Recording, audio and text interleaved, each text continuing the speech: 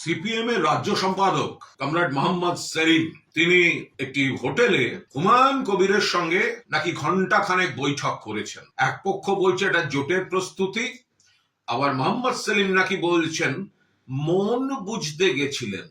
প্রথম প্রথম প্রেমে পড়েছেন নাকি মন বুঝতে গেছিলেন? আসলে এই সিপিএম এর রাজ্য সম্পাদক এখন দেউলিয়া রাজনীতির ভিক্ষাপাত্র হাতে এ বাড়ি ও বাড়ি সে বাড়ি ঘুরছেন।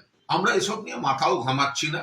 তৃণমূল ক্ষমতায় আসবে উন্নয়নের জন্য মানুষের সমর্থন সঙ্গে নিয়ে, আর এরা কোথায় কি হতাশা, দিশাহীন। 34 বছর ক্ষমতায় ছিল, এখনো একা লড়ার মুরদ নেই। কখনো কংগ্রেসের জুতো পালিশ করতে হচ্ছে, আমাদের সঙ্গে আসুন, আমাদের সঙ্গে আসুন, আমাদের সঙ্গে আসুন। 3 টায়ার শূন্য এই সেলিমের সিপিএম। বিধানসভায় শূন্য, লোকসভায় শূন্য, 2 মাসের মধ্যে রাজ্যসভায় শূন্য।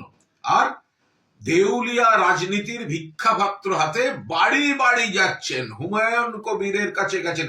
হুমায়ুন কবিরকে এ বিষয়ে আমি কোনো মন্তব্যই করব না। উনি কোণঠাসা অবস্থায় আছেন, উনি তো চাইবেন কেউ না কেউ আসুন, উনি তো প্রকাশ্যে বলছেন।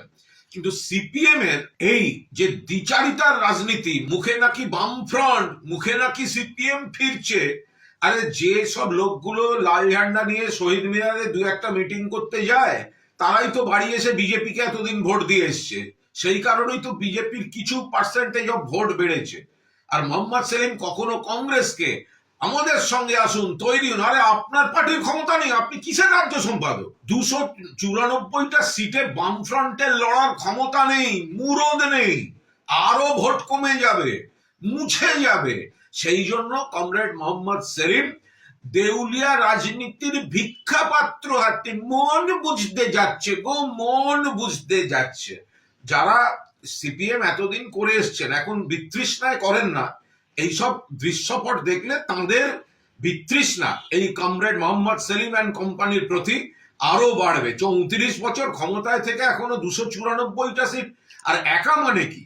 সিপিএম তো একা লড়ে না, এমনিতেই ওটা বাম ফ্রন্ট, এক গাদা দল। তো বাম ফ্রন্টেরও মুরব নেই। তাকে হুমায়ুন কবিরের সঙ্গে আবার কোন হোটেলে, যে হোটেলে এসে আগাগোড়া বিজেপির নেতারা ওঠেন, বিজেপির বৈঠক হয়, সেখানে হুমায়ুন কবির, সেখানে মোহাম্মদ সেলিম। ফলে এই গোটা জিনিসটার মধ্যে একটা প্রচ্ছন্ন সুতোর টান অন্যদিকের আছে। আর এই সমস্ত অতৃপ্ত আত্মাগুলোকে এক টেবিলে বসে চা খাইয়ে কিছু বিভ্রান্তি ছড়াবার চেষ্টা করছে। পেছনে বিজেপি কিনা সেটাও খোঁজ নেওয়া দরকার।